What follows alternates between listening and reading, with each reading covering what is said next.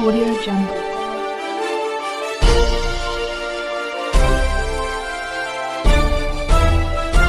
Audio Jungle. नमस्कार, स्वागत है आप सभी का आपके अपने चैनल CRS न्यूज में। आइए ले चले आज की खास खबर की ओर। उपनिषदों का साहित्य तत्व ज्ञान का भंडार है। आइए देखते हैं भदोई से कृष्णा दुबे की खास खबर, जिसका अर्थ है पास में बैठना या अज्ञान का नष्ट होना।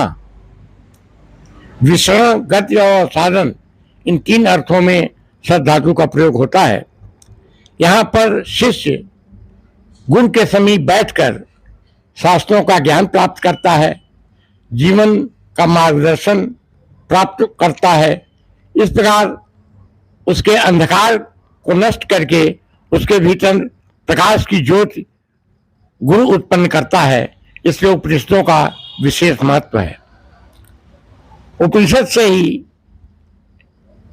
शिष्य को यह बोध होता है कि ये संसार नश्वर है, जगत में चराचर नाशवान है, परिवर्तनशील है।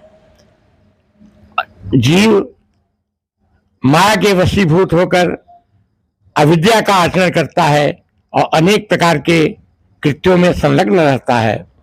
यदि उसे ज्ञान की ज्योति प्राप्त हो जाए और मालूम हो कि ईश्वर का अंश है, वो परब्रह्म परमात्मा का प्रतिबिंब है, तो वो गलत आचरण करने से परहेज करेगा। कहा भी गया ना, ईश्वर अंश जीव अविनाशी, चेतन अमल सहज सुख राशि, सो मायावश पड़ो गुसाई।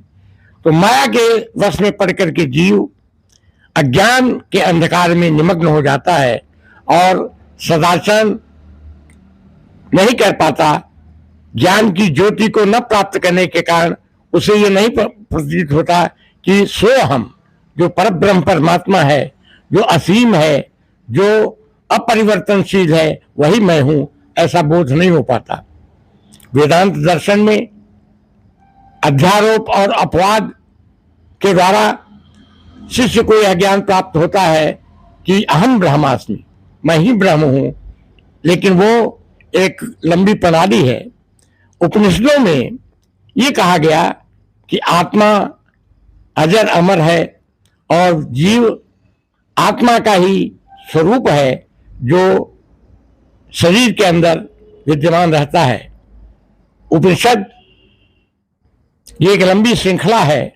लगभग 200 उपनिषद माने गए हैं कि जिनकी खोज हो चुकी है, लेकिन उसमें 10 उपनिषद प्रामाणिक माने जाते हैं, क्योंकि आज शंकराचार्य भगवत पाद ने 10 उपनिषदों पर भाष्य लिखा है। वे 10 उपनिषद हैं: ईश, केन, कठ, प्रश्न, मुंड, मांडू के तित्रि, ऐतरेयम, छांदोग्यम, बृहदारण्यकम दश।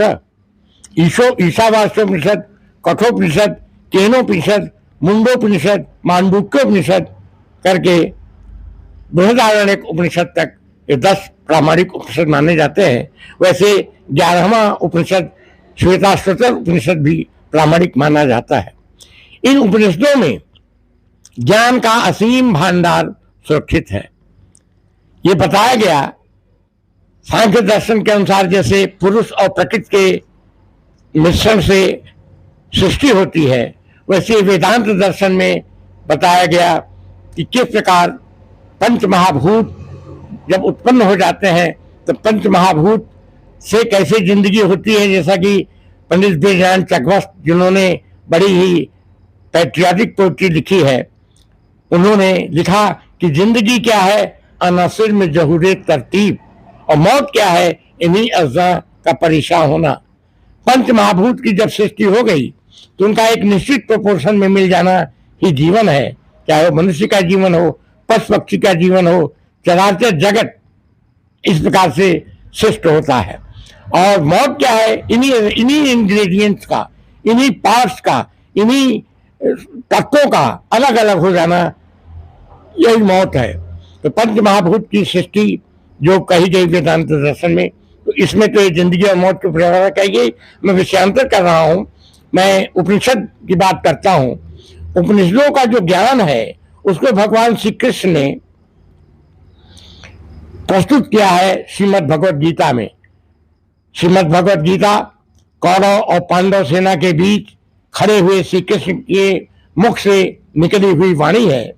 और ये कहा गया है कि सर्वोपनिषदो गावो दोग्धा गोपाल नंदन पार्थो वत्स सुधीर भोक्ता दुग्धम गीता मृतम महत, कि सभी उपनिषदें गाय हैं और उन गायों से दूध किसने दुहा? श्री कृष्ण ने। किसको? किस माध्यम से? पार्थो वत्स, पार्थ अर्जुन के माध्यम से। अर्जुन ही बछड़ा है जिसके लिए दूध भगवान निकालते हैं गौओं के थनों से। तो पार्थो वत्स सुधीर भोक्ता और सज्जन शोभन बुद्धि संपन्न लोग उस दूध को पीने वाले हैं। दुग्धम गीता अमृतम महत, ये गीता का अमृत महान दूध है, ये जो सुधी जनों के प्रयोग के लिए मिलता है। भाव क्या हुआ कि ये जो संसार है इसमें सुधी जन ये ज्ञान प्राप्त कर, ये गीता का अमृत महान दूध है, ये जो सुधी जनों के प्रयोग के लिए मिलता है। भाव क्या हुआ कि ये जो संसार है इसमें सुधी जन ये ज्ञान प्राप्त करते हैं कि उपनिषदों का ज्ञान, उपनिषदों का संदेश।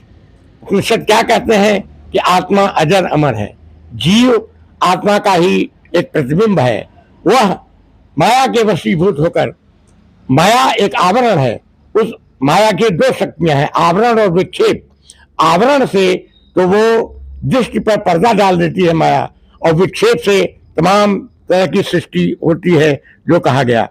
जैसे घनच्छिन्न दृष्टि घनच्छिन्न मर को यथा मन्यते निष्प्रभचाति मूढ़, कि अगर आंखों के सामने बादल का टुकड़ा आता है तो लोग कहते हैं कि बादल के टुकड़े ने सूर्य को ढक दिया। अरे अनंत योजन सूर्य को, कोई अनंत योजन विस्तृत सूर्य को बादल का टुकड़ा ढक सकता है? नहीं, वो पर्दा हमारी आंखों के सामने आ गया और हम सूर्य भगवान को नहीं देख पाते हैं। इस प्रकार अमित तेज संपन्न परमात्मा, वह हमारे अज्ञान के कारण, अज्ञान का आवरण होने के कारण उसके सत स्वरूप को हम नहीं देख पाते, और दुनिया भर के अज्ञानता के कारण प्रपंचों में फंसे रहते हैं। और जिस लक्ष्य को लेकर के हम पृथ्वी पर आए, ज्ञान प्राप्त करना, उस ज्ञान से हम वंचित रह जाते हैं। और ऋते ज्ञाना न मुक्ति, ज्ञान के बिना मुक्ति नहीं है। धर्म, मनुष्य के जीवन के 4 पुरुषार्थ माने गए हैं, धर्म, अर्थ, काम और मोक्ष। आजकल केवल अर्थ और काम में लोग लगे हुए हैं, धर्म का आचरण नहीं कर पाते, और मोक्ष तो उनके लिए बहुत दूर की कौड़ी है, जो कि बिना ज्ञान के नहीं हो सकती। अभी भक्ति संप्रदाय के लोग भक्ति से भी मुक्ति की कामना करते हैं। मैं यहाँ पर उपनिषदों से विषयांतर नहीं करूंगा। उपनिषदों में ये कहा गया, जैसे ईशावास्योपनिषद के सांझ पाठ में कहा गया है, ओम सहनावतु सहनौ भुनक्तु सह वीर्यं करवावहै। गुरु और शिष्य दोनों को भगवान पर ब्रह्म परमात्मा उनकी रक्षा करे, उनका पालन करे। सह वीर्यं करवावहै, हम लोग मतलब गुरु और शिष्य साथ साथ पराक्रम करें। तेजस्वी नावधीतमस्तु, हम लोगों का अधीत मन पढ़ा हुआ तेजस्वी हो। हम लोग मामूली विषयों का ज्ञान पुस्तकों से न प्राप्त करें, हम ऐसा ज्ञान प्राप्त करें जो जन कल्याणकारी हो, लोगों का कल्याण करे, लोगों को दुष्कृत से निकाल करके सदाचरण की ओर प्रेरित करे। तेजस्वी नावधीतमस्तु मां विद्युषावहै, हम दोनों मतलब गुरु और शिष्य आपस में द्वेष न करें। गुरु तो वह होता है जो अपने शिष्य को बहुत आगे देखना चाहता है। कोई भी व्यक्ति इतना सच्चे हृदय का नहीं होता जितना सच्चा हृदय गुरु का होता है। वो शिष्य के प्रति अगाध प्रेम के वशीभूत होकर के अपने से भी आगे अपने शिष्य को देखना चाहता है। तो ये शांति पाठ में कहा गया। और ईशावास्योपनिषद का पहला श्लोक है, ईशावास्यमिदं सर्वं यत् किंच जगत्याम जगत तेन त्यक्तेन भुंजी था मां गृधा कस्यचित् धनम, कि यह सब कुछ जो कुछ भी है वो ईशावास्यम माने ईशावास्यम माने ईश्वर के द्वारा व्याप्त है। और यत् किंच ईशावास्यमिदं सर्वं यत् किंचित् जगत्याम जगत, संसार में